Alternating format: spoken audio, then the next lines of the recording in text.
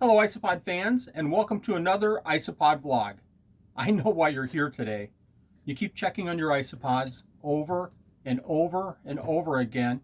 They seem to look healthy. You've done your research, you set them up correctly, but you're not sure if they're healthy or not, and you're certainly not getting babies.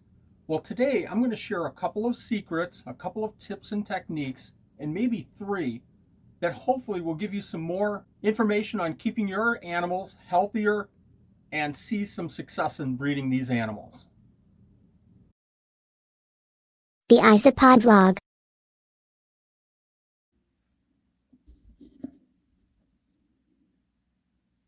It's feeding day. Let's go ahead and take a look at the isopods.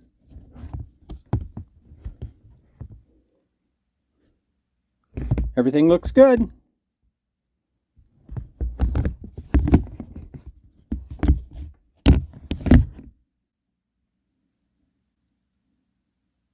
Wonder how those isopods are doing. Still look good.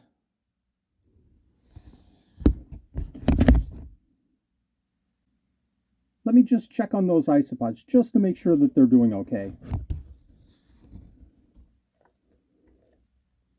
They look good.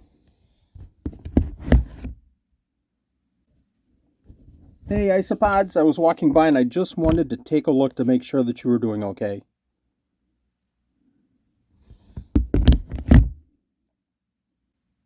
Feeding day. While I'm here, let me just take a look at those isopods real quick.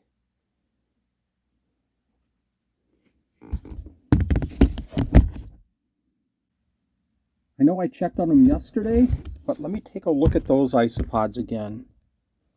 Yep, everything looks okay.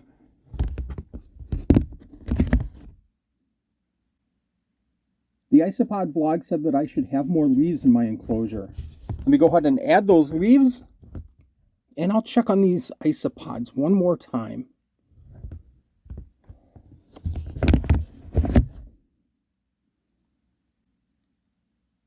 Feeding day.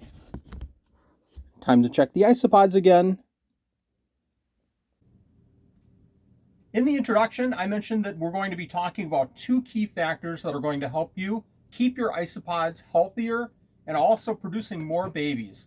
So give me a second, I'm going to wheel out this cart and we'll take a look at some isopods. I love these carts. It allows me to keep isopods in a more confined area. They really do work out well for me. Let's go ahead and take a look at one of these isopods.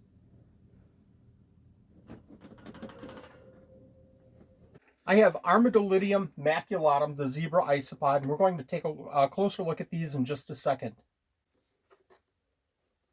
If you remember, I did a do's and don'ts of keeping zebra isopods in another video, and I'll put the link right here.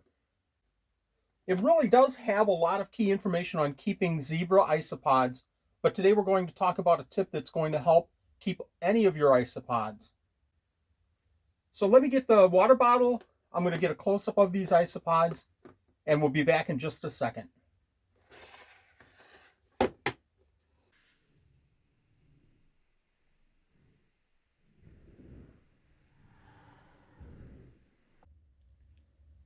Our number 2 tip deals with how you water your isopods, and it sounds like such a simple little point, but it has such a big difference in how successful you are with keeping your isopods.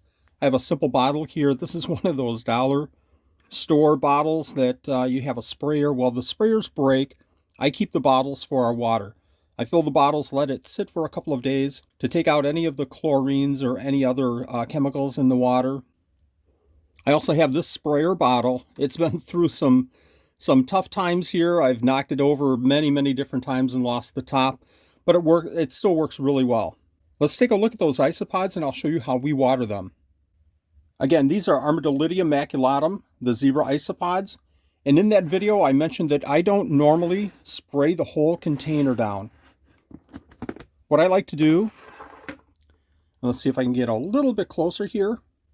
If you've done any research on the internet or talked to anybody about isopods and how to water them, you really don't get the full story of how they should be watered. Many people might go in and just add the water throughout the whole container here. You really don't want to do that. Some isopods, especially these zebras, only need a portion of their enclosure damp. So the substrate on this whole side right here is really dry. The substrate on this side is moist, and you can see that I have the sphagnum moss. So number one, don't go in and water the whole substrate. And number two, when you do water, and again, you don't have to water every single day. Check that substrate, and if it's damp enough, skip the watering completely. But when you do water, don't water over the whole sphagnum moss or the moist area. Only water on the sides. Let me show you how I do that. So I'm going through the sides only and adding the water.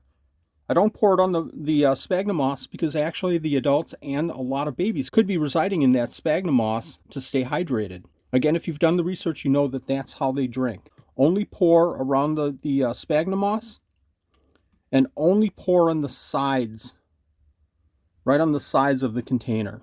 You can do the same thing with the spray bottle.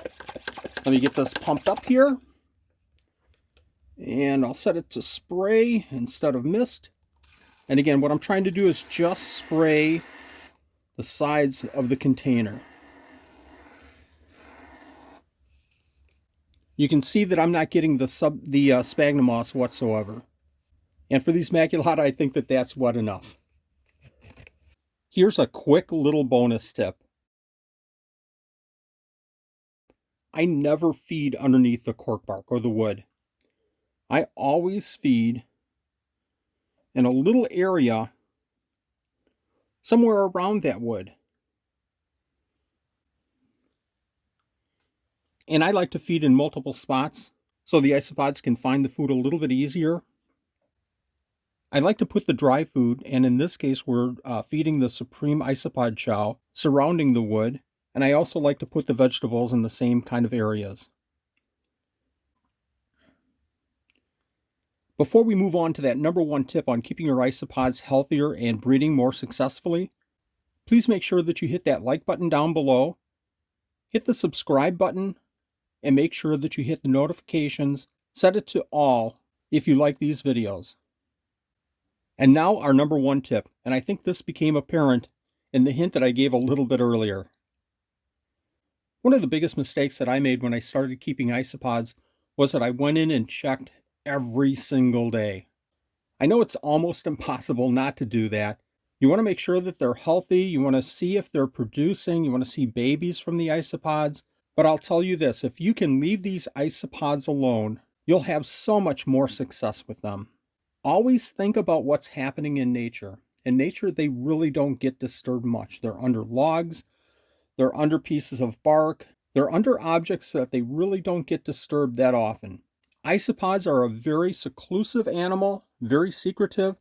They just don't like to be disturbed. And the less that we can disturb them, the more comfortable they're going to be in their environment, the healthier they're going to be, and the more likely you're going to have some breeding success with these animals. That doesn't mean that you shouldn't do your research first, find out what their requirements are, set them up properly, do some periodic checks on them to make sure that they're doing okay, but you don't need to look at them every day like I was. You really don't need to look at them every single week. I generally don't check on my isopods but once every 3 or 4 weeks. In fact, I haven't probably looked at these zebras in, I would say, maybe a month and a half. So with that being said, let's take the opportunity to look at these animals and see how they're doing. So we see about a dozen animals hopping around here. Let's take a look at a couple of these pieces of egg carton. I don't see anything under them. So here we have maybe another 6 or 8 animals. Let me put that back. I have a little piece of decaying wood here. We've got another dozen or so animals. You can see a lot of babies there. So if I can get a little bit closer with that. Lots of little babies running around. That's always a good sign. Let me gently put that back, and let's check under this piece of wood.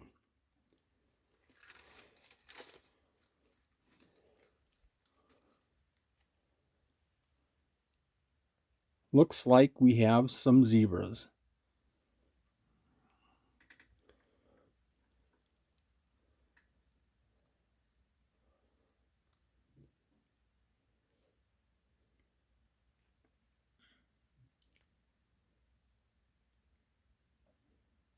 So these 3 points I feel are very necessary to make sure that your animals are being kept as healthy as you possibly can keep them and are breeding successfully for you. They're very simple little techniques, tips and techniques, but I think that they'll work for you. I know it's hard to be patient with these animals and not check them every single day, but it really helps them if you don't.